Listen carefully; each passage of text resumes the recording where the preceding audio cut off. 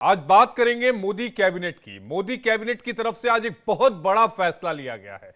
केंद्र की मोदी सरकार जातिगत जनगणना कराएगी। प्रधानमंत्री मोदी ने जाति जनगणना को मंजूरी देकर एक बड़ा राजनीतिक दांव खेल दिया है। इससे कांग्रेस और खासकर राहुल गांधी के हाथ से उनका सबसे बड़ा चुनावी मुद्दा पूरी तरीके से फिसलता नजर आ रहा है।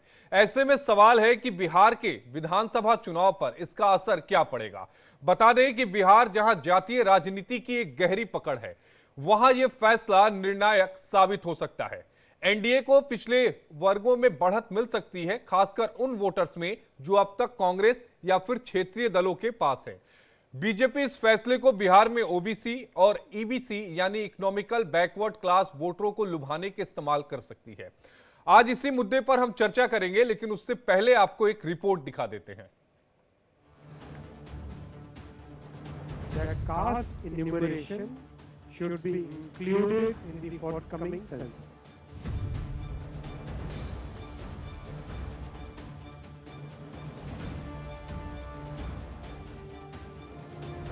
बिहार चुनाव से पहले केंद्र सरकार का बड़ा दांव। जाति जनगणना कराएगी मोदी सरकार। सीसीपीए की बैठक में केंद्र का बड़ा फैसला। मोदी कैबिनेट ने जाति जनगणना को मंजूरी दे दी है। आज सीसीपीए की बैठक में मोदी सरकार ने यह बड़ा फैसला लिया है। प्रधानमंत्री मोदी की अध्यक्षता में बुधवार को सुपर कैबिनेट मीटिंग हुई। इस मीटिंग में केंद्रीय मंत्रिमंडल के मंत्री मौजूद थे, जिसमें जाति जनगणना समेत कई अहम फैसले लिए गए। सरकार ने जनगणना के साथ ही जाति जनगणना कराने का भी फैसला किया है। मीटिंग के बाद केंद्रीय मंत्री अश्विनी वैष्णव ने प्रेस ब्रीफिंग में बताया कि आने वाली जनगणना में जातियों की गणना भी कराई जाएगी। Under the leadership of our Prime Minister Shri Narendra Modi ji, the Cabinet Committee of Political Affairs has decided today, that is 30th April 2025, that caste enumeration should be included in the forthcoming census. This demonstrates that a government is committed to the values and interests of a society and country.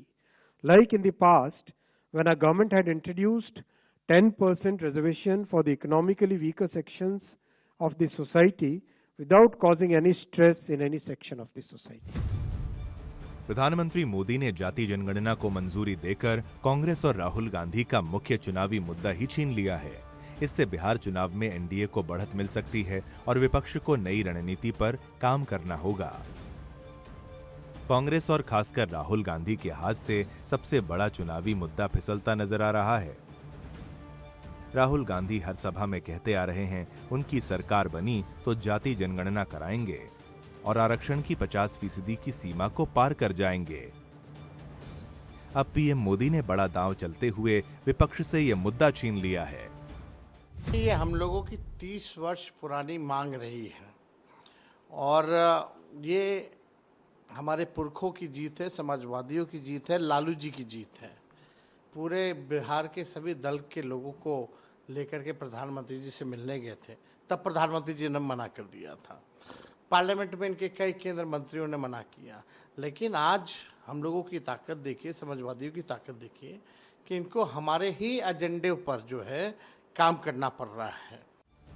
बता दें कि लंबे समय से राहुल गांधी और विपक्ष जातिगत जनगणना की मांग को लेकर बीजेपी पर हमलावर थी, लेकिन अब एनडीए सरकार के इस कदम से सियासी समीकरण बदल गया है। खासकर बिहार चुनाव में हालात बदल सकते हैं।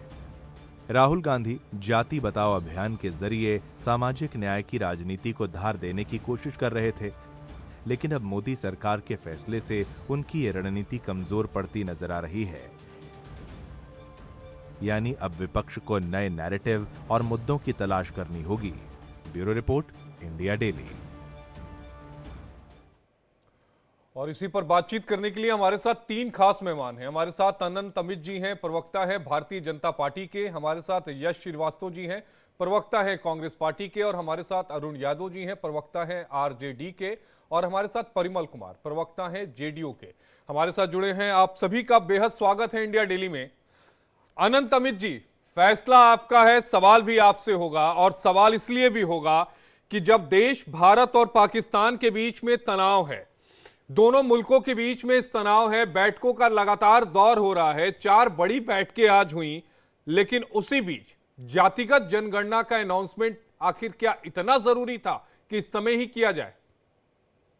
देखिए आशीष जी, जिस तरीके से आज भारत सरकार ने और माननीय मोदी जी के नेतृत्व में आज कैबिनेट की बैठक में जातीय जनगणना पे जो मोहर लगी है, कैबिनेट ने जो तय किया है, ये कई वर्षों से चली आ रही मांग आज जिस तरीके से पूर्ण हुआ है, सर्वांगीण हितों की बातों को ध्यान में रखते हुए ये तय हो गया है। और आज के इस निर्णय के बाद देश के लोगों को ये लग रहा है और पहले भी लगता रहा है कि माननीय प्रधानमंत्री जी जो कहते हैं वो करते हैं, और कांग्रेस जो पिछले कई वर्षों से सपना देख रही थी, उस सपने को साकार करने का काम अगर किया है तो माननीय मोदी जी ने किया है, भारतीय जनता पार्टी एनडीए की सरकार ने किया है। ये पिछले कई वर्षों से चली आ रही मांग को आज पूरा करके आज जिस तरीके से मोदी जी ने आज कैबिनेट ने यह तय किया है, देश में जिस तरीके से खुशियों का माहौल है वो माहौल देखते बन रहा है। आज की राजनीति की जरूरत थी, उसको आज सरकार ने पूर्ण किया है। आपने सवाल का जवाब नहीं दिया और आप कह रहे हैं कि देश में खुशी का माहौल है। जी, इस घोषणा के बाद, और जहां तक आपके पहले सवाल थे उस सवाल पे भी मैं आना चाहता हूं।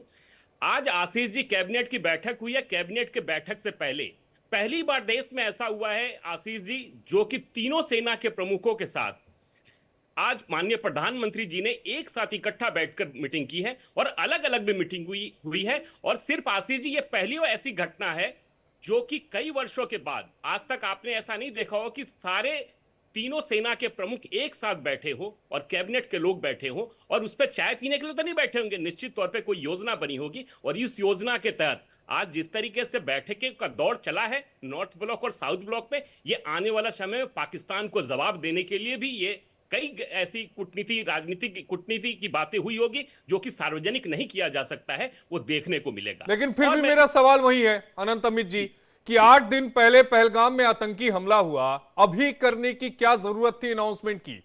क्या बिहार के विधानसभा चुनाव से इसको जोड़कर देखा जाए? देखिए आशीष जी, बिहार के विधानसभा के चुनाव में अभी 6 महीने से 7 महीने का समय है। तो आपने भी कौन सी गिनती बता दी कि कब से शुरू हो रहा है जातिगत जनगणना?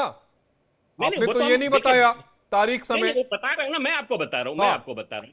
देखिए 2021 में जातीय जनगणना होनी थी, और 2021 में चूंकि कोरोना आने के बाद जनगणना नहीं हो पाई, और अब जो जनगणना होगी वो 2026 से पहले जनगणना हो जाएगी और जातीय जनगणना होगी।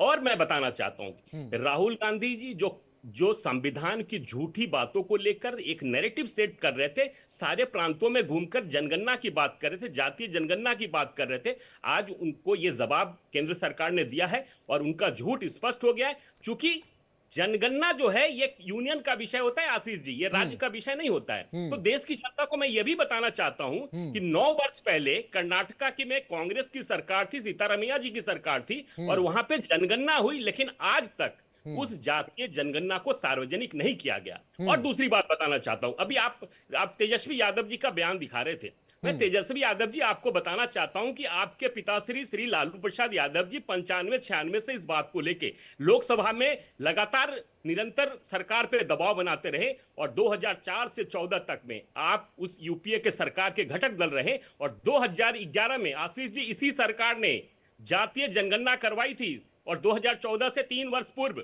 और 4,894 करोड़ रुपए भारत सरकार का हमारे जैसे गरीब लोगों का इस सरकार ने खर्च किया था, लेकिन उसको सार्वजनिक आज तक नहीं कर पाई, क्योंकि वो चाहती नहीं थी जातीय जनगणना करवाना। उस समय आप सरकार के समर्थन में थे, आप कह रहे थे कि सार्वजनिक की जानी चाहिए। नहीं, वो तो उन्होंने करवाया तो उनको करनी चाहिए ना, लेकिन उन्हीं के उस मतलब समय के फाइनेंस मिनिस्टर चित भी मेरी, पट भी मेरी, सब कुछ मेरा। अनंत अमित जी, मैं यश जी आपके पास आऊंगा, लेकिन कुछ जानकारी दर्शकों के साथ साझा कर दूं कि राहुल गांधी ने जातिगत जनगणना की मांग कब की। 16 अप्रैल 2023 कर्नाटका के कोराल में एक रैली हुई, वहां पर राहुल गांधी ने जातिगत जनगणना की मांग की। 25 सितंबर 2023 छत्तीसगढ़ के बिलासपुर में एक रैली हुई, वहां भी राहुल गांधी ने जातिगत जनगणना की मांग की।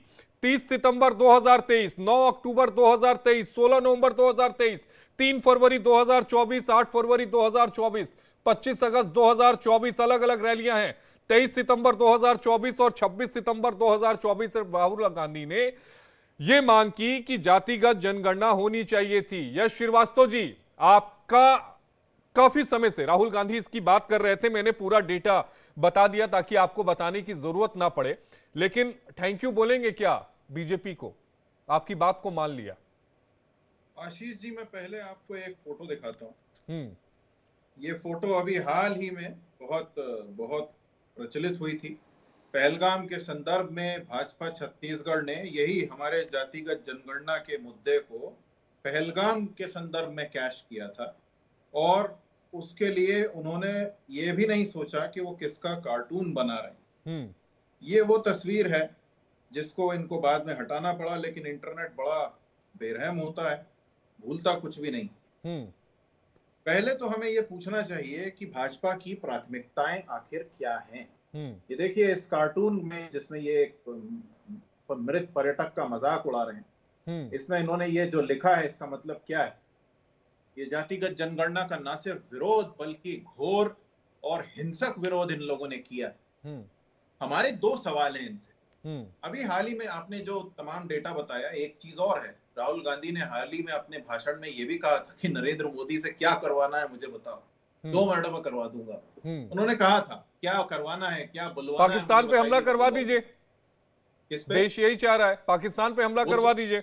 वो तो हम CWC में रेजोल्यूशन पास कर चुके हैं आतंक के और खिलाफ उसके बाद कदम आपके उठाने 6 का तो हम नेताओं के रास्ता बयान देख है। कहिए तो एक एक नेता का बयान भी आपको सुनवा दूं कि किस तरह के बयान आपके बड़े नेताओं ने दिए हैं पहलगाम हमले के बाद। संदर्भ में पहलगाम हमले के बाद किस तरह के बयान जो दिए गए हैं, आप कहिए तो एक एक करके सिलसिलेवार ढंग से वो बयान बता दूं। चाहे सिद्धिरमैया साहब का हो, चाहे बीके प्रसाद का हो, एक एक बयान में पढ़ के बता दूंगा। आशीष जी सुनिए, अभी अगर आप पहलगाम पर जाना चाहते हैं तो बहुत अच्छी नहीं, मैं बात है, पहलगाम पे क्योंकि जाना हम नहीं भी- चाहता, चूंकि आपने जिक्र किया इसलिए बस मैं उस पर आया। नहीं आशीष जी, मैंने जिक्र बीजेपी की उस पोस्ट का किया है जब ये जातिगत जनगणना के घोर विरोधी थे, अभी 4-5 दिन पहले तक। ये बात कह रहा हूं मैं। रहा सवाल जातिगत जनगणना की मांग का, तो बिल्कुल है, वो सच है, उसको कोई नहीं झुटला सकता कि राहुल जी ने कहा था कि नरेंद्र मोदी से क्या बुलवाना है, क्या करवाना है मुझे बताओ, मैं करवाता हूं। और ये एक और प्रमाण है। इसी मुद्दे के लिए राहुल गांधी जी का मजाक उड़ाने की कोशिश हो रही थी। निर्मला जी संसद में कुछ कुछ बोलती थी, ट्रोल लगे हुए थे 24 घंटे जाति के लिए। यही अनंत अमित हमें कहते थे कि जाति के आधार पर हम बांटना चाहते हैं। अब ये कर रहे हैं क्योंकि इनको एक तो बिहार चुनाव दिख रहा है, दूसरे इन्हें प्राथमिकताओं की समझ नहीं है। अब हम क्या समझे, जब हम एक हफ्ते से चिल्ला रहे हैं कि भाई आतंकवाद के खिलाफ कुछ ठोस कदम लीजिए, तो ये अपनी गोपनीय मीटिंग मीडिया में दिखाने लगते हैं। कल की बात है, कल इनकी गोपनीय मीटिंग के तुरंत बाद मोहन भागवत जी प्रधानमंत्री के घर जाते हैं, क्यों कोई नहीं जानता। और आज ये जातिगत जनगणना की बात करने लगते हैं। तो हम तो खुश हैं, हमारी तो ये राजनीतिक जीत है। और ये चाहे कुछ भी बोल रहे हैं अनंत अमित और इनकी पूरी भाजपा, जनता जानती है कि जातिगत जनगणना। आप थैंक यू बोलेंगे किसको? मोदी जी को। आपकी बात मान ली, आप कह रहे हैं ना कि राहुल जी सारा काम करा लेते हैं, तो थैंक यू बोल दीजिए। अनंत अमित जी बैठे हुए हैं, तो हम थैंक यू राहुल जी को बोलेंगे, मोदी जी को बोलने की कोई जरूरत नहीं। बहुत बहुत लद गया उनका एहसान। अब उन्हें काम करके दिखाना चाहिए, जातिगत जनगणना को सही से एग्जीक्यूट करें और पहलगाम की बात को ना भूलें, CWC का रेजोल्यूशन ना भूलें। हमारा रेजोल्यूशन स्पष्ट है, हम आतंकवाद के खिलाफ हैं, सरकार का एक्शन चाहते हैं और उस एक्शन में पूरी। लेकिन आप ये मानते हैं कि आपके हाथ से एक बड़ा मुद्दा छीन लिया बीजेपी ने? बिल्कुल नहीं। हम तो अब फिर यही बोलेंगे कि नरेंद्र मोदी से क्या करवाना है हमें बताओ, और डायरेक्ट करवाना है तो हम बैठे हैं, हमारे पास जनता है। मतलब आप विपक्ष में ही बैठेंगे, आपने तय कर लिया, सत्ता में नहीं आएंगे? नहीं, मैंने कहा ना आपसे कि डायरेक्ट यदि काम करवाना है बिना जुमलों के तो हमें चुनो, और नहीं तो नरेंद्र मोदी से क्या करवाना है वो भी हम करवा लेंगे। अब जनता इसको अपने आप इंटरप्रेट करेगी, आप मत कीजिए।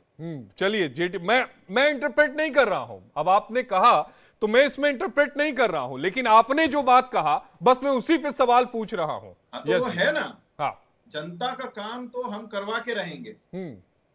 ईवीएम वाला मुद्दा है, चुनाव आयोग वाला मुद्दा है, उस पर भी बात चल रही है। और हम आज भी कह रहे हैं कि प्राथमिकताएं भाजपा को समझना। अच्छा, वही ईवीएम का मुद्दा जो देश की अलग अलग अदालतों में, हाई कोर्ट में और सुप्रीम कोर्ट में 44 अलग अलग याचिकाएं खारिज हो गई, और हर बार सुप्रीम कोर्ट ने कहा कि ईवीएम सही है। उसी वाले मुद्दे की बात कर रहे हैं ना, ईवीएम का मुद्दा। मैं उस वही ईवीएम का मुद्दा जो अमेरिका में जाके राहुल गांधी ने कहा था, उसी वाले ईवीएम के मुद्दे की बात कर रहे हैं क्या? नहीं, मैं तो उस ईवीएम की बात भी कर रहा हूं जिसके बारे में अभी तुलसी गैबार्ड ने कहा है, लेकिन मैं यहां पर उस तारतम्य की बात कर रहा हूं जैसा तारतम्य हमें सीडब्ल्यूजी में देखने को मिला। उस समय खूब चिल्लाए घोटाला घोटाला, आज क्या हुआ? उसी तरह आज ये सरकारी तंत्र हमारी हर बात को झुठला रहा है, लेकिन आगे चल के हमारी हर बात इसी तरह सत्य सिद्ध होगी, जैसे कॉमनवेल्थ गेम्स के संदर्भ में हुआ है, जैसे प्रज्ञा ठाकुर के संदर्भ में हुआ है, और जैसे आज इन्हें अपनी राजनीतिक जमीन बचाने के लिए जातिगत जनगणना का निर्णय लेना पड़ा है। हालांकि हम इनकी हर नीति की तरह, जैसे इन्होंने महिला आरक्षण दिया, जैसे इन्होंने और पता नहीं क्या क्या किया, ये उसको कार्यान्वित कब करते हैं वो देखने की बात, वो देखने की बात होगी।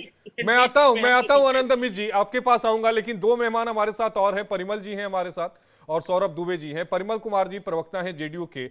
नीतीश कुमार जी ने थैंक यू बोला है, वो ट्वीट मैंने देखा है। परिमल जी,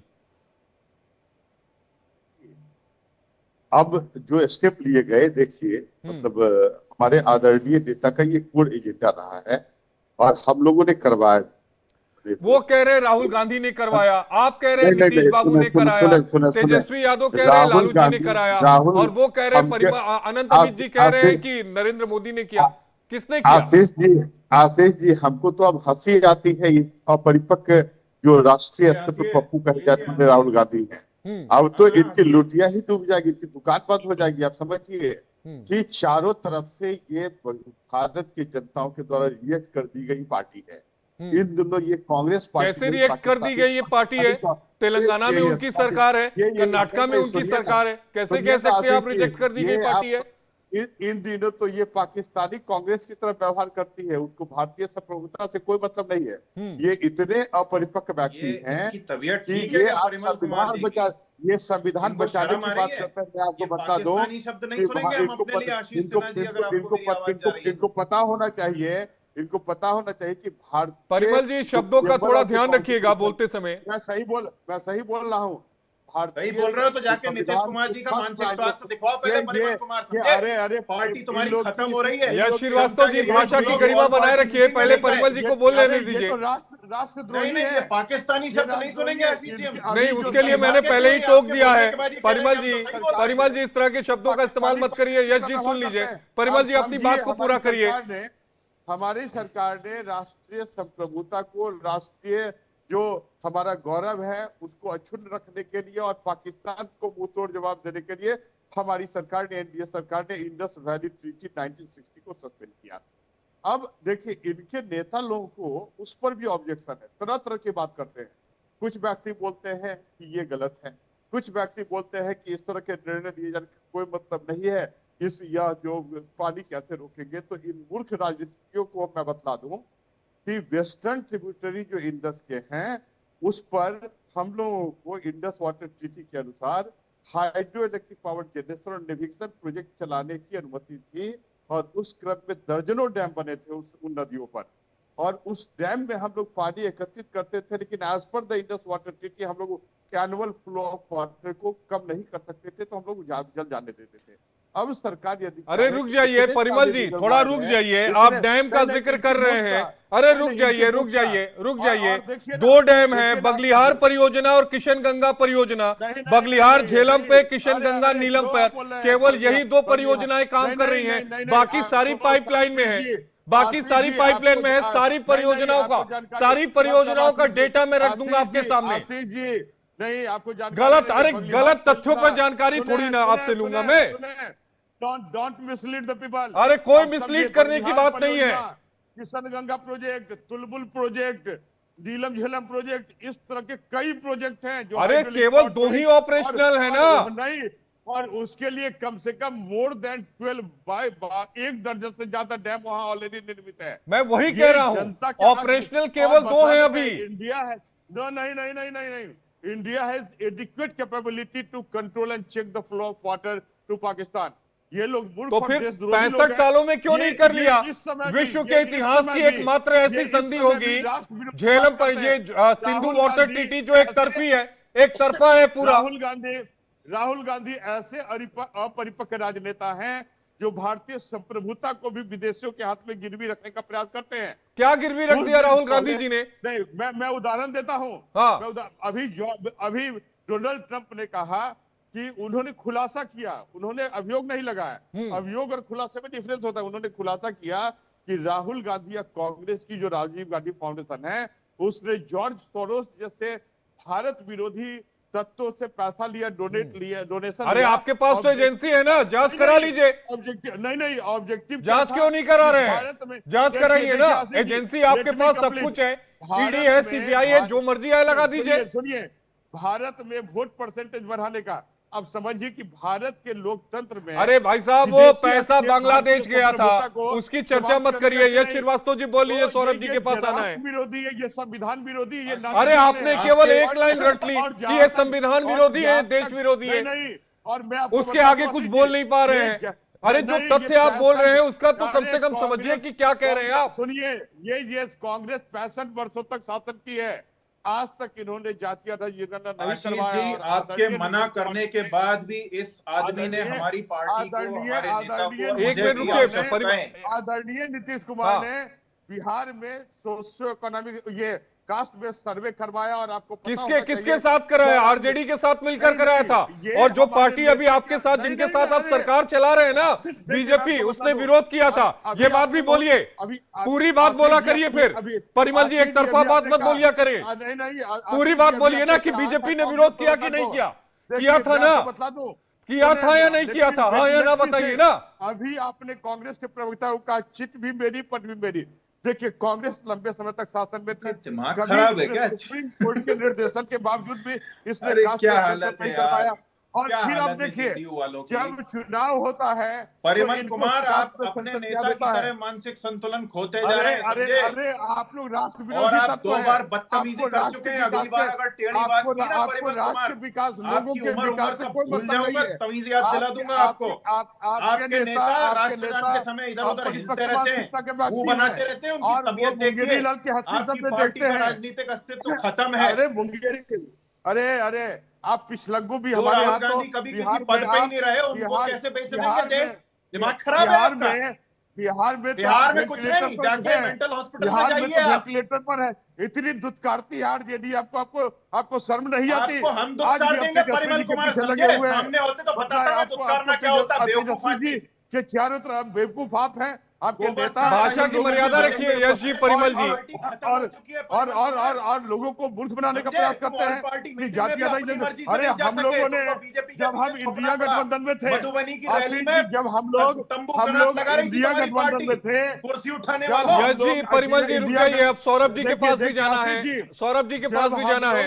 सौरभ जी, आपका टेक। सुने अरे मैं सुन रहा हूं परिमल जी, आपको सुन रहा हूं। सौरभ जी भी जुड़े हुए हैं, 20 मिनट हो गया, उनको भी बोल लेने दीजिए, फिर मैं आता हूं। सौरभ जी को भी सुन लेते हैं ना। जब हम लोग इंडिया गठबंधन में थे, जब कांग्रेस में मुंबई अधिवेशन हो रहा था, हम लोग की मीटिंग हो रही थी, हमारे आदरणीय नेता ने स्पष्ट कहा, कांग्रेस से, आरजेडी से, टीएमसी से और पर्टिकुलरली समाजवादी पार्टी से, कि हम लोग मिलकर यह प्रस्ताव पारित करें। आशीष जी, आप इनको झेलते चले जा रहे हैं, तो गलत। ये पावर में आएगी, इतना समय किसी को भी नहीं मिला, इवन बीजेपी वाला को भी नहीं मिला। कांग्रेस परिमल जी मंशा नहीं है इनको चुनाव के समय जातीय आधारित जनगणना। सौरभ जी, आपका पहला टेक जातिगत जनगणना पर जो केंद्र सरकार ने पहल की है, मंजूरी दी है। सौरभ जी, परिमल जी, मैं आता हूं आपके पास, सौरभ। सबसे बड़ा खतरा, देखिए, सबसे पहली बात तो आवाज आ रही है आपको? आवाज आ रही है सौरभ।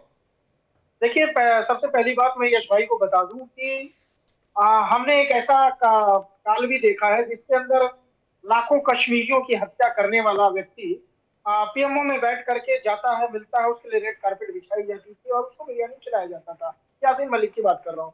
तो मुझे लगता है कि इस देश में अगर कोई एक संघ जैसा संगठन, जो राष्ट्र भक्ति वाला संगठन है, उसके मुखिया अगर प्रधानमंत्री से मिलते हैं तो इसमें कांग्रेस पार्टी के पेट में दर्द नहीं होना चाहिए, पहली बात। दूसरी बात, निश्चित तौर पर देखिए, प्रधानमंत्री नरेंद्र मोदी जी का एक फैसला है और उन्होंने जाति जनगणना कराने का फैसला किया है और उसका सबको स्वागत करना ही पड़ेगा। मैं मानता हूं कि भारतीय जनता पार्टी इसके विरोध में रही है, तमाम जो उनके संगठन के लोग हैं वो इसके विरोध में रहे, क्योंकि वो तो एक प्रोग्राम चलाते थे कि जाति को छोड़ करके हम सब एक धर्म है, हिंदू धर्म है, कटेंगे, तरह के नारे हमने एक तो से चुनाव प्रचार में देखा। बावजूद उसके नरेंद्र मोदी जी तो मुझे लगता है ठीक है, उचित इस अंदर है, अगर उन बेटा के बाद उनको लाभ का कोई, बहुत अच्छी बात होगी। प्रधानमंत्री नरेंद्र मोदी जो है वो शक नहीं किया। देखिए, जब होगी तो संवैधानिक चर्चा किया था, प्रधानमंत्री नरेंद्र मोदी ने किया था। हमने ये भी से दो जो हमारे राष्ट्रपति जी पिछले बता रहे हैं, तो उसके पद कहने का काम भी है सरकार ने किया, भारतीय सरकार ने किया, हालांकि विपक्ष ने किया था। तो सबसे महत्वपूर्ण है कि जब हम जाति की बात करते हैं, एक बात ये भी कि जिस प्रकार से अभी लाखों पानी निकल कर और प्रदेश के अंदर जनसंख्या में पता चल रहा है कोई 10 वर्षों से रह रहा है, 2 वर्षों से रह रहा है, 10 से रह रहा है, उनको जाने की बात करेंगे तो वो कह रहे हैं छोड़ देते हैं, हम तो यहाँ नहीं, पर हमने पढ़ाई की है। इस तरह की जनगणना मुझे लगता है कि ये जो एक बड़ा मुद्दा जो छुपा हुआ है, यह भी निकल करके आएगा, क्योंकि अगर आपको आतंकवाद से लड़ना है तो सीमा के उस पार तो हमारी जो सेना है उसके शौर्य पर बिल्कुल आपको विश्वास रखना चाहिए, वो लड़ेगी, वो लड़ेगी। लेकिन जो अंदर छुपे हुए ऐसे लोग हैं, उनको चिन्हित करना, उनको पहचानना भी इस जनगणना के माध्यम से मुझे लगता है सरकार का एक उद्देश्य दिखाई देता है। हाँ, निश्चित तौर पर जो एनडीए के अंदर जो के साथ भारतीय जनता पार्टी, उन्होंने इस बात मांग को रखा, तो भारतीय जनता पार्टी हमेशा से अपने सहयोगी का सम्मानित करती है। मैं फिर से कह रहा हूँ कि उसका भारतीय जनता पार्टी बहुत अच्छा विरोध कर रहे हैं पहले, क्योंकि वो नहीं चाहते कि जातियों में जनगणना हो। लेकिन कांग्रेस पार्टी आज किस मुंह से कह रही है, मुझे बताइए। आज आप मांग कर रहे हैं। अरे सौरभ जी, ये बता दीजिएगा कि उस नारे का क्या होगा, कटोगे तो बटोगे, ये किसने दिया था, किस पार्टी का था, उसका क्या होगा? अभी तक आप जाति जनगणना का विरोध कर रहे थे, अचानक कह रहे कि नहीं हम कराएंगे।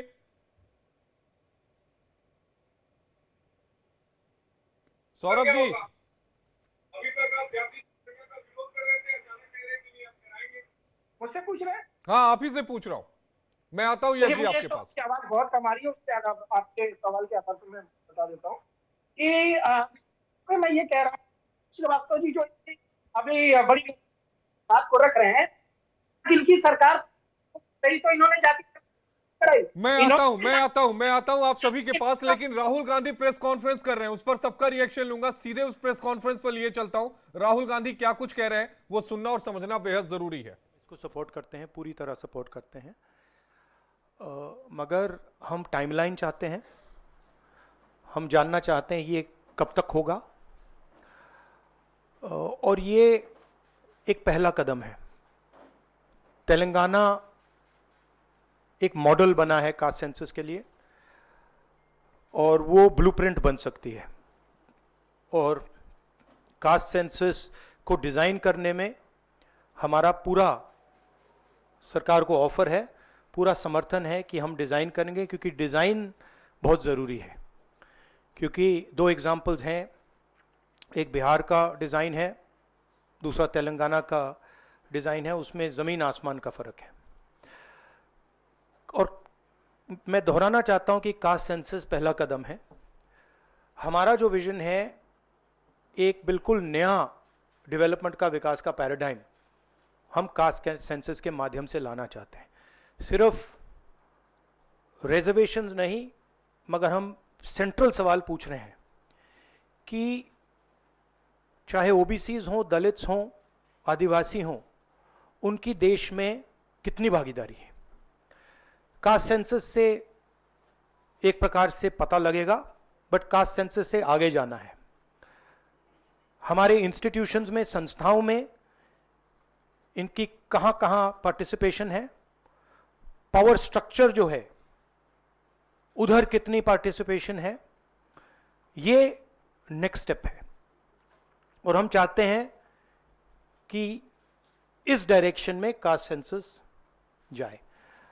हमने एक और चीज कही थी, कांग्रेस पार्टी ने रेज की थी, मैनिफेस्टो में भी था, article 15(5). Article 15(5) is reservation in private education institutions. ये कानून है, ऑलरेडी कानून है, और हम चाहते हैं एकदम इस कानून को एनडीए की सरकार, बीजेपी की सरकार इंप्लीमेंट करना शुरू करे। सेंसस को डिले किया है, और अपोज किया था। हम इस को वेलकम करते हैं, ये हमारा विजन है, इन्होंने अडॉप्ट किया, बहुत अच्छा। मगर हम चाहते हैं कि हमें डेट्स बताई जाएं, किस दिन तक ये सेंसस होगा, बजट में इसका पैसा आना चाहिए, अभी बजट में पैसा नहीं है, और फिर जो डेवलपमेंटल विजन है वो हमारे सामने प्रेजेंट होना चाहिए। तो ये मैं आपसे कहना चाहता था, अंग्रेजी में बोल देता हूं। Caste census we have been fighting now for some time. Government has opposed for some reason. We don't understand what that reason is. They have suddenly decided to do it. We welcome that. We are happy that they have done the caste census. Telangana is a model state for the caste census. There are two caste censuses in front of us. One is Telangana, the other is Bihar. They are completely different caste censuses. The Telangana caste census, the questions have been developed by a process of consultation, not a closed process, open process, by asking the stakeholders what are the type of questions, and it's been a very detailed, very granular exercise. We would like the national census to follow some of the ideas of the Telangana census, and we are more than happy to help the government develop the national census on similar lines. We've had two other issues that we have discussed which are also central, which is the 50% cap on reservations. Now this is becoming an impediment. This is becoming an impediment to development, to progress of our country, and to the progress of backward castes, Dalits and Adivasis. And we want this 50% barrier to be eliminated and broken. We have stated that. We have put enough pressure on the government to get the caste census done. We want a date by when it's done. We are going to put pressure on the government to make sure that 50% cap is destroyed. And after that, there is a third thing, which is the Article 15(5), which is reservation in private educational institutions. It is already a law. We want that law to be implemented as soon as possible. So that is broadly the structure. We see the caste census as a new paradigm of development. And we want to go beyond the caste census. We want to understand what is the participation of 90% of our population in the power structure of our country? Where are they participating effectively? And where are they not participating? And we want to give them participation and access to power. So we are absolutely convinced in the Congress Party that the caste census is a first step of a completely new development paradigm in the country, and we are going to push this paradigm through one way or the other. It doesn't matter what the BJP thinks. We have shown that we can pressure the BJP into doing the caste census. We are going to show you that we are going to pressure the BJP into doing 15(5) and also removing the 50% cap. I think every Congress member, every Congress worker, every single person who has fought for the caste census, and there are millions of people, activists from the backward communities, Dalits, Adivasis, I'm very proud of what you have done. This would not be possible without the effort, without the hard work that you have done. It has been a sustained campaign that we have run, and I'm very proud of every single person who has helped us in this campaign. Thank you.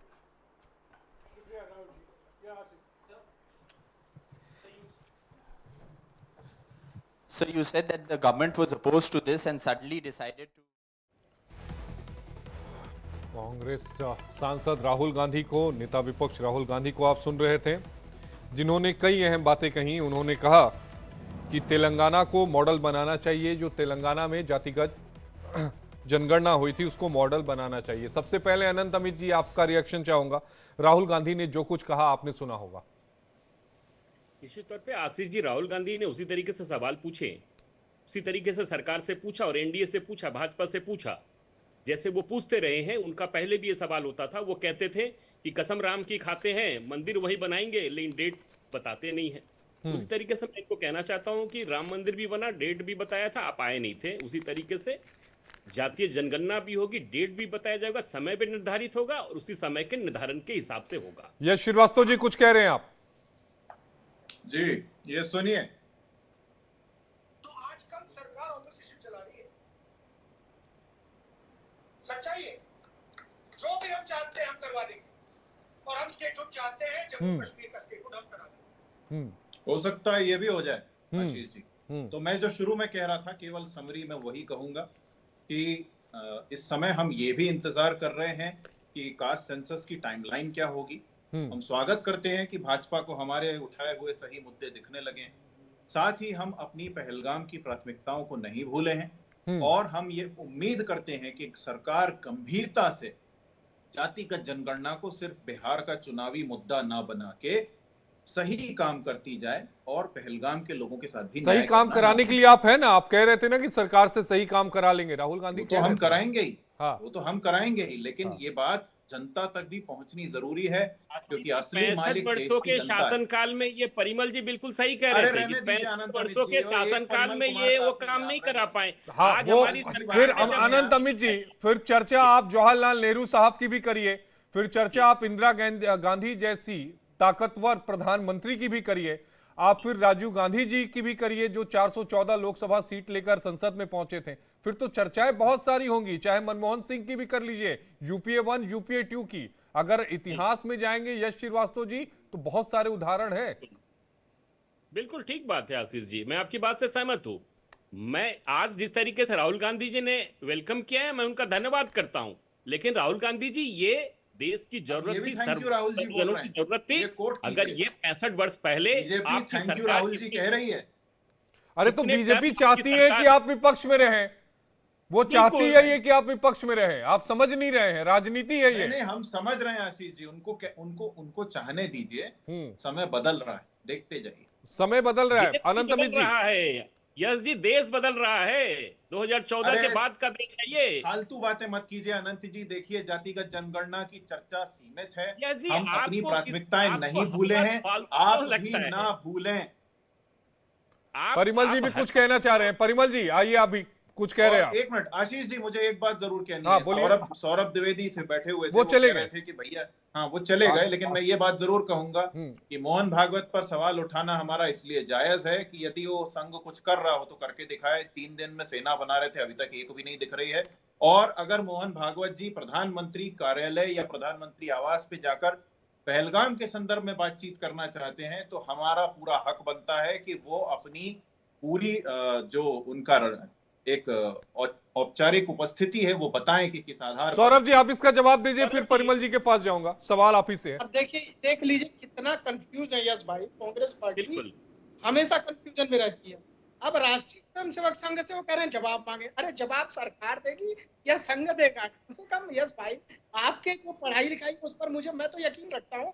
मैं मानता हूँ कि आप विद्वान जो है वक्ता है, तो कम से कम आपको ये समझना पड़ेगा कि सरकार अपना काम करती है, संगठन अपना काम करता है। अगर कांग्रेस की सरकार थी तो यूपीए में जो है, जो सरकार प्रधानमंत्री मनमोहन सिंह थे, वो हालांकि वो कहा जाता था कि वो रिमोट कंट्रोल से चलते थे, लेकिन मैं मानता हूं कि प्रधानमंत्री छोड़ के और अनंत अमित और ये जेडीयू वाले कौन है, इनको छोड़ के सबकी समझ में आ गई है। सौरभ दुबे, आपको छोड़ के सबकी समझ में आ गई है मेरी बात। आप आरएसएस का पंजीकरण लाइए, आरएसएस के पैसे का हिसाब लाइए, फिर बात करेंगे। अभी प्राथमिकताएं हैं पहलगाम का न्याय और जातिगत जनगणना की टाइमलाइन। संघ का पैसे का हिसाब आप मांग रहे हैं। आपको पता है राष्ट्रीय स्वयंसेवक संघ कोई पैसे का स्रोत नहीं। मुझे नहीं सुनना सौरभ जी, आप पब्लिक डोमेन में दे दीजिए, मैं वहां से पढ़ लूंगा।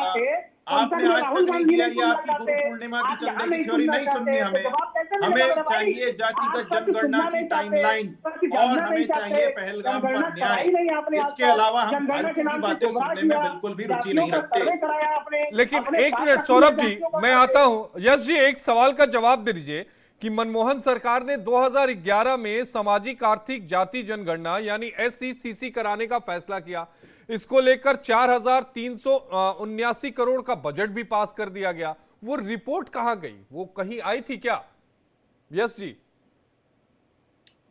नहीं, देखिए, मनमोहन सिंह जी का ये फैसला आने के बाद वो 2013 में ये पूरी हो गई थी। मैं एक लाइन और ऐड कर दूं, आप कुछ बोले हाँ। उससे पहले मैं ऐड कर दूं कि 2013 में ये जनगणना पूरी हो गई थी जी। 2013 में पूरी हुई थी और 14 में सरकार बदल गई और उसी रातों रात सरकार तो नहीं बदली होगी ना। अरे भैया, नहीं, देखिए, ये सवाल आपका पूछना बिल्कुल सही है, लेकिन इससे ज्यादा हमें इस बात की जिज्ञासा होनी चाहिए कि 4 साल तक कास्ट सेंसस तो छोड़िए, सेंसस भी नहीं हुआ। तो हमारी कोविड में कैसे कर लेते हैं यश जी, कैसी बातें करते हैं आप? 22 में खत्म हो गया, चलिए 20 और 21 में था, 22 में तो खत्म हो गया, उसके बाद भी तीसरा साल है। अरे आप साधारण सेंसस भी नहीं कर पाए। आप अपने समय नहीं कर पाए इस साल में। इन्होंने जिस तरीके से कॉमनवेल्थ को घोटाला घोषित किया, 2G को घोटाला घोषित किया, कोल को घोटाला घोषित किया, इसको भी कर दीजिए, कीजिए जांच। सरकार में बैठे हो ना भैया, मेजोरिटी लेके करो, हम कहाँ मना कर रहे हैं। परिमल जी से पहले परिमल जी कुछ कह रहे थे, बहुत देर से शांत है। परिमल जी आप बोल लीजिए, फिर मैं आऊंगा अनंत अमित जी आपके पास। आशीष जी, अब तो हमको कांग्रेस पर दया आने लगी है, अब इनकी दुकान तो कंप्लीटली बंद हो जाएगी। देखिए एक्चुअली कांग्रेस की जो स्थिति रही है, राहुल गांधी जी ऐसे राजनीति के पप्पू नहीं कहे जाते।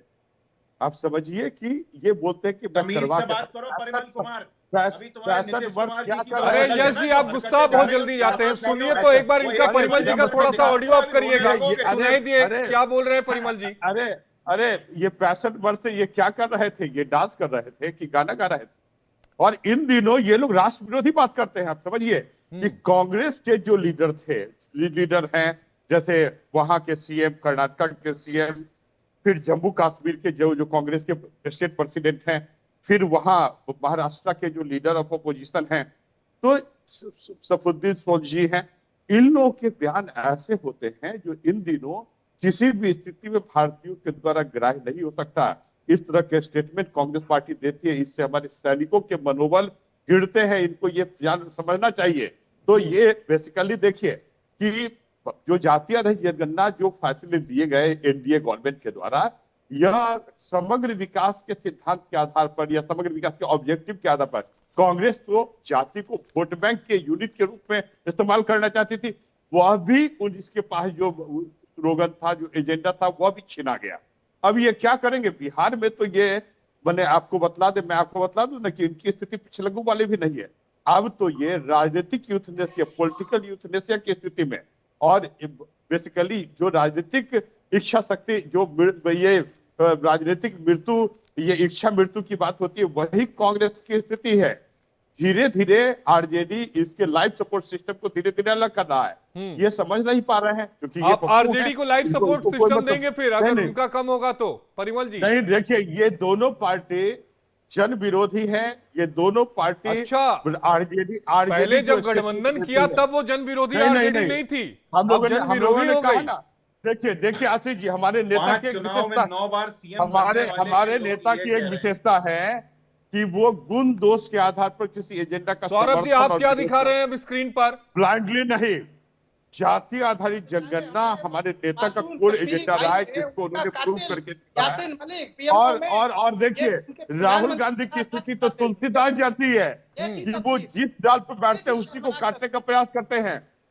जब हमारे यहाँ जाति आधारित जनगणना हुई थी तो उस समय कांग्रेस के लीडर लोग एकदम तबला बजा बजा कर बोल रहे थे कि हमारी भी सहभागिता है। राहुल गांधी जी आए, उनको समझ बूझ तो है नहीं, उन्होंने कहा कि बिहार का जाति आधारित सर्वे बेकार है। तो इनको समझ में नहीं आती है। इनको राजनीति, राहुल गांधी जी को पहले घर में बैठ के भारतीय संविधान को पढ़ना चाहिए, तब उनको ज्ञान होगा कि भारतीय संप्रभुता, भारत की आत्मा क्या है, भारत के लोग क्या चाहते हैं। और भारत के लोग को यह कहकर इंदिरा गांधी ने 42वां संविधान संशोधन के द्वारा इतना तहस नहस कर दिया, भारतीय संविधान के लोकतांत्रिक कैरेक्टर को नष्ट करने का प्रयास इंदिरा गांधी ने किया। और ये बोलते हैं संविधान बचाने की बात। अरे राहुल गांधी के हाल के क्रियाकलाप भारतीय संप्रभुता को नष्ट करने पर उतारू है, ये भारतीय लोकतंत्र को नष्ट करना चाहते हैं। 2-3 वर्ड जो है ना वो एकदम रट लिए परिमल जी राहुल गांधी के खिलाफ। नहीं, और मैं आपको बतला दूं कि अरे इनको कुछ समझ बुझ नहीं आती है कितना। आपने चूंकि संविधान की बात की परिमल जी, अब आपको एक जानकारी दे दूं कि भारत के संविधान निर्माताओं और आजाद भारत की जो पहली कैबिनेट बैठक हुई थी, जिसमें पंडित जवाहरलाल नेहरू साहब थे, अंबेडकर साहब थे, पटेल साहब थे और मौलाना आजाद साहब नेता थे, उन्होंने ये तय किया था कि हम जातिगत जनगणना नहीं कराएंगे क्योंकि ये समाज में विभाजनकारी हो सकता है। 1951 का ये फैसला था। तो फिर राहुल गांधी स्पष्ट करें कि वो नेहरू के जो स्टेटमेंट थे वो गलत है। इसमें भी राहुल नेहरू ने जो कार्य किया, देखिए आज मैं बतला दूं, कांग्रेस श्रीनगर में जो आतंकवादी गतिविधि हो रही है उसके लिए उत्तरदायी तो नेहरू थे।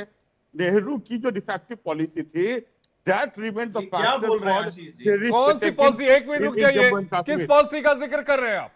कौन से संधि का, कौन से समझौते का जिक्र कर रहे हैं परिमल जी, बताइए आप। मैं आपको बतला दूं कि देखिए क्या स्थिति थी, आपको हिस्टोरिकल कंटेक्स्ट में अरे ले मुझे जाता हूं। पता है भाई, पढ़ा लिखा आदमी हूं। भारत ने नहीं सुनिए, हाँ, भारत ने जम्मू कश्मीर के शासक के बीच हाँ, ट्रीटी ऑफ एसेशन पर हस्ताक्षर किए। यह फर्स्ट स्टेप था। ट्रीटी ऑफ एसेशन है ना, actually provide the legal basis for the employment for the deployment of Indian forces in Jammu and Kashmir. Next step होना चाहिए था ट्रीटी ऑफ मर्जर। उन्होंने नहीं सिग्नेचर करके वो चले गए यूएनओ के पास। सिर्फ विदेशी या ब्रिटिश जो पर्टिकुलरली उस समय के तत्कालिक शासक थे उसके बहकावे में। तो उस समय के हालात क्या होंगे, परिस्थितियां क्या होंगी, उसका केवल हम अनुमान लगा सकते हैं यहाँ बैठ के। सुनिए, कांग्रेस हमेशा दलित विरोधी रही है, और हम लोग यदि राहुल गांधी पर प्रश्न उठाते हैं, राहुल गांधी जब बिहार आए तो उन्होंने कहा कि हमारा संविधान 1000 साल पुराना है, जबकि प्रियम्बल ऑफ द कॉन्स्टिट्यूशन का लास्ट लाइन कहता है we hereby dedicate this constitution on 26 नवंबर 1949। 26 नवंबर 1949 को भारतीय संविधान को लोगों को समर्पित किया गया। भारत संविधान सभा ने इसका निर्माण किया, राइट। अरे तभी संविधान दिवस मनाते हैं 26 नवंबर को। नहीं तो ये बोलते हैं कि अरे मुझे पता है हिस्ट्री, मुझे पता है। तो आप किसको हिस्ट्री बता रहे हैं, मुझे बता रहे हैं या यश जी को बता रहे हैं? नहीं मैं तो बार बार कह रहा हूं कि मैं पढ़ा लिखा आदमी हूं। मैं यश जी को बतलाता हूं कि इनके नेता की विजन क्या है। वो आप केवल 3-4 शब्द पकड़ लिए हैं। अनंत अमित जी, आपका रिएक्शन राहुल गांधी पर। देखिए आशीष जी, आपने देखा हो कि लोकसभा में जिस तरीके समाजवादी पार्टी के नेता अखिलेश यादव जी ने कांग्रेस को यह कहा था कि आज जो जातीय जनगणना की बात हो रही है, अगर ये कांग्रेस, मैं आपके साथ हूं, अगर ये पहले आप करा दिए रहते तो आज हमें भीख लेके कटोरा की तरह मांगना इस सरकार से नहीं पड़ता। ये अखिलेश यादव जी ने पार्लियामेंट के अंदर कहा था।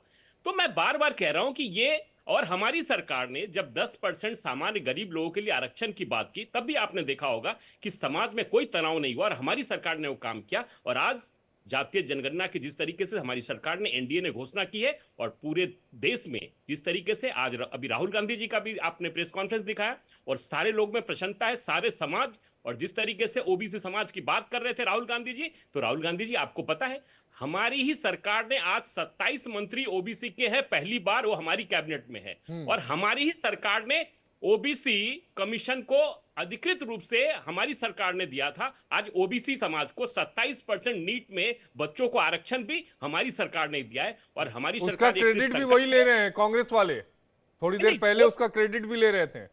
ये इनका तो काम ही है ना। हाँ। इनका काम है आशीष जी, केवल बातों से देश के लोगों का पेट भरना। काम तो हमारी सरकार करती है। जीएसटी भी हमारी सरकार ने किया, वन रैंक वन नेशन किसने किया, वन पेंशन हमारी सरकार ने किया। को इम्प्लीमेंट नहीं किया।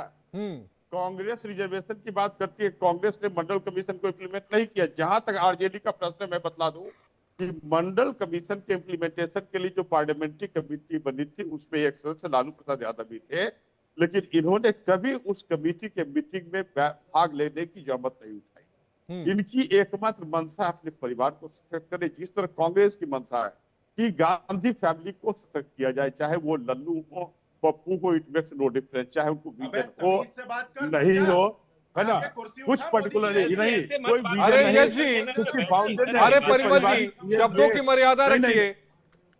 नहीं मतलब कोई कुछ विजन नहीं। देखिए जैसे हमारे राजद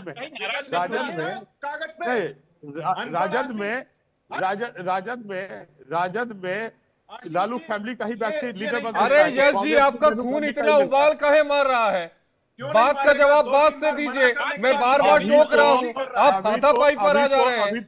अभी तो ये टीवी पे कैसे हो जाएगी? अभी तो अरे डिजिटल तरीके से शुक्र है अभी हाथापाई नहीं होती, नहीं तो मुझे लग रहा है डिजिटल तरीके से हाथापाई हो जाती। शुक्र है कि अभी डिजिटल तरीके से चीज नहीं हो पाती। अभी तो ये अच्छे, अब इनके पास क्या एजेंडा है?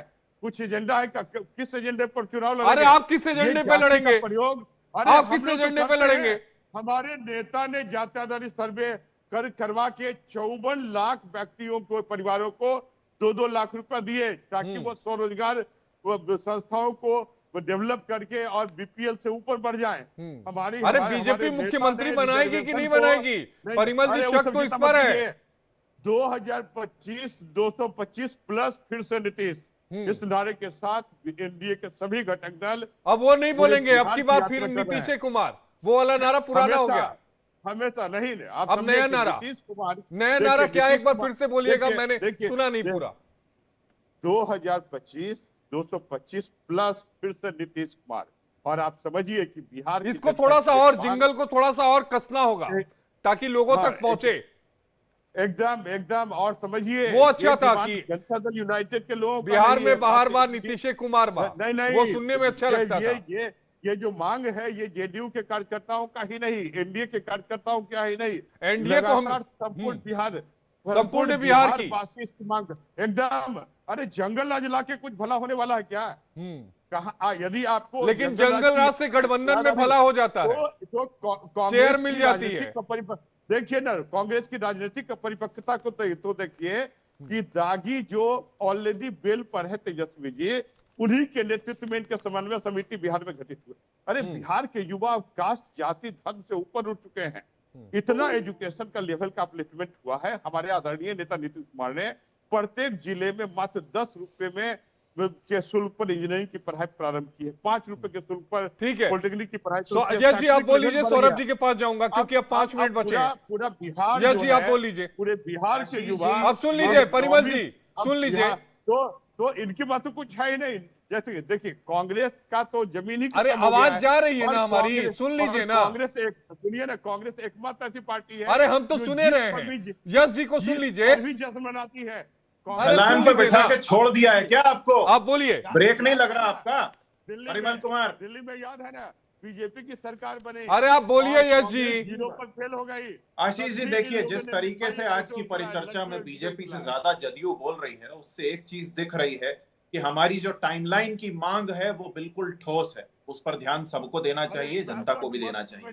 कांग्रेस पार्टी अपने सीडब्ल्यूसी के रेजोल्यूशन पर अडिग है और इस जातिगत जनगणना के निर्णय का हम स्वागत करते हैं, लेकिन फिर से हम इसकी टाइमलाइन जानना चाहेंगे। ठीक है, मैं उस पर आऊंगा। हमारे साथ 2 लोग और जुड़े हैं। हमारे साथ आरजेडी के प्रवक्ता है, वो हमारे साथ जुड़े हुए हैं, अरुण यादव। अरुण जी आप अपना बता दीजिए, फिर मैं दृष्टि के पास जाऊंगा क्योंकि आप बहुत देर से भी जुड़े हैं, क्योंकि 4 मिनट का वक्त है बस। बिल्कुल, हम मीटिंग में थे इसीलिए नहीं जुड़ पाए। और जिस सवाल पे आज आप डिबेट चला रहे हैं, बहुत ही खुशी की बात है, खास करके राष्ट्रीय जनता दल परिवार के लिए, हमारे नेता लालू प्रसाद यादव जी के लिए, तेजस्वी यादव जी के लिए, क्योंकि लंबा संघर्ष उन्होंने करने का काम किया। आपको याद होगा देवगौड़ा जी के सरकार में 1996-97 में कैबिनेट ने पास भी कर दिया था कि जाति आधारित गणना हो। और आपने देखा उसके बाद वाजपेयी जी की सरकार बन गई और ठंडे बस्ते में डाल दिया गया। और आज ऐसे लोगों के मुंह पर तमाचा लगा है, जो लोग, जब हम लोग उठाते थे जाति आधारित गणना की मांग करते थे, तो वो लोग कहते थे हमें जातिवादी। ऐसे लोगों के मुंह पर करारा तमाचा लगा बोल दीजिए, और थैंक यू बोल दीजिए। अनंत अमित जी हैं, अनंत जी का भी ऑडियो दीजिए।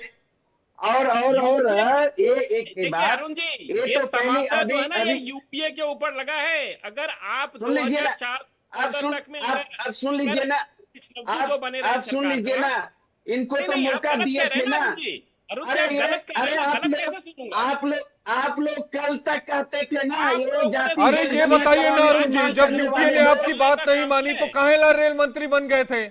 काहेला रेल मंत्री बने? नहीं बने होते। नहीं, मांग मानी गई थी, आपको पता नहीं? मांग मांगी गई थी, आप देख लीजिए ना, देख लीजिए। और लगातार, और आप खर्चा किया। अरे सुन लीजिए ना, इनको मौका पहले नहीं बोलिए ना अरुण जी, बोलिए ना, 1 मिनट रुक जाइएगा। अनंत अमित जी बोलिए। अरुण जी क्या कह रहे हैं आप? बताइए, डिटेल बताइए, बोलिए क्या बोल रहे हैं आप? आज सरकार ने कहा है कि हम जाति आधारित गणना कराएंगे, मूल गणना नहीं, आप ये बताइए, आपकी मांग मान ली गई थी, वो लाइन पर आइए, बताइए कब मानी गई, उस पर आइए। आर्थिक सर्वे कराया गया, आपने देखा। उसके बाद तो फिर मोदी जी आ गए। देख लीजिए ना। हाँ फिर अरे 2011 में कराया गया, सामाजिक आर्थिक जाति जनगणना कराई गई, बजट जो था 379 करोड़ पास हुआ। 2013 में रिपोर्ट तैयार हो जाती है, रिपोर्ट पब्लिक नहीं की जाती है। आप कहते हैं मोदी जी आ गए। अरे मोदी जी तो मई में आए ना, 2014 में आए ना। अरे एक साल बाद आए भाई साहब, एक साल बाद आए मोदी जी। अरे सुनिए ना, मोदी जी को ही करना था, इन्होंने नहीं कहा। अरे आप कर लेते ना, लीजिए ना, अरुण जेटली का बयान अरुण जेटली जी को करना था। और मतलब तैयार मनमोहन सिंह करेंगे, फीता वो काटेंगे क्या? कैसी बातें करते हैं अरुण जी आप? देर से ही सही इन्होंने निर्णय लिया है। अरे तो थैंक यू बोल दीजिए, बात खत्म करिए, बोल दीजिए थैंक यू। अनंत अमित जी बैठे हैं। अरे हम तो कहा करारा तमाचा है यह निर्णय, ऐसे लोगों पर धन्यवाद दीजिए। अब वो कह रहे हैं कि आप आपके ऊपर है। धन्यवाद अभी नहीं, यूपीए पे है, कांग्रेस पे, आरजेडी पे, सपा पे है। जब आप करार लेंगे तो धन्यवाद तो देंगे ही, हमारी लड़ाई की जीत हुई है। और आपके ऐसे लोगों के मुंह पर सर ये सबकी जीत हुई है। दृष्टि से भी एक रिएक्शन ले लेते हैं। दृष्टि राहुल गांधी के प्रेस कॉन्फ्रेंस में थी। दृष्टि क्या कुछ अहम बातें, 5 अहम बातें बताइए जो राहुल गांधी ने कही हो। समय की कमी है दृष्टि। देखिए, राहुल गांधी ने सबसे पहले कहा कि हमने जातिगत जनगणना का मुद्दा उठाया है। अब भाजपा ने इसको लिया 11 साल बाद ही सही, लेकिन उन्होंने उठाया और हम इस बात का स्वागत करते हैं। लेकिन अब हम ये चाहते हैं कि इसका सही समय निर्धारित हो, सही चीज़ से सही डायरेक्शन में आगे बढ़े, तभी इसका फायदा है। अगर आप उल्टी सीधी जाति का जनगणना करा देंगे कि हाँ जी हो गई है, सिर्फ काम भर रह गई है, तो फिर इसका कोई फायदा नहीं है। और उन्होंने ये भी कहा कि तेलंगाना इसका ज्वलंत उदाहरण है। हालांकि बिहार में भी हुआ है, लेकिन उसका क्राइटेरिया अलग था। तो तेलंगाना के मॉडल को रोल मॉडल मान करके आगे बढ़ा जाए तभी अच्छा होगा। और साथ ही हम इसे डिज़ाइन करेंगे तो ये बहुत अच्छे शेप में आ सकती है। साथ ही उन्होंने ये भी कहा कि इस कास्ट सेंसस के माध्यम से हम ओबीसी, आदिवासी, इन लोगों की, दलितों की क्या भागीदारी है देश में, उसको हम दिखाना चाहते थे। अब मोदी जी इस चीज़ को दिखाएं। और साथ ही उन्होंने कहा कि इसको आगे लेकर के जाना है। 55% रिजर्वेशन इन इंस्टीट्यूशनल राइट्स, इसे बीजेपी अगर इंप्लीमेंट करेगी तभी इसका फायदा होगा। क्योंकि हमारा ये विजन है कि इसको अडॉप्ट किया है, हम इसको स्वागत करते हैं, हमें कोई दिक्कत नहीं है। लेकिन इसमें इसके लिए पैसा नहीं है, सरकार के पास पैसा आए और फिर इसको सही तरीके से इंप्लीमेंट करे। हालांकि सुप्रीम कोर्ट के कॉन्स्टिट्यूशन बेंच का जजमेंट है इंदिरा साहनी का, जिसमें सुप्रीम कोर्ट की संवैधानिक पीठ ने यह कहा था कि 50% से ज्यादा आरक्षण की सीमा नहीं होगी। हालांकि कुछ राज्यों ने जरूर उसे बढ़ा दिया, वो मामला अभी भी सुप्रीम कोर्ट में लंबित है। दृष्टि और सभी मेहमानों का जुड़ने के लिए बेहद शुक्रिया।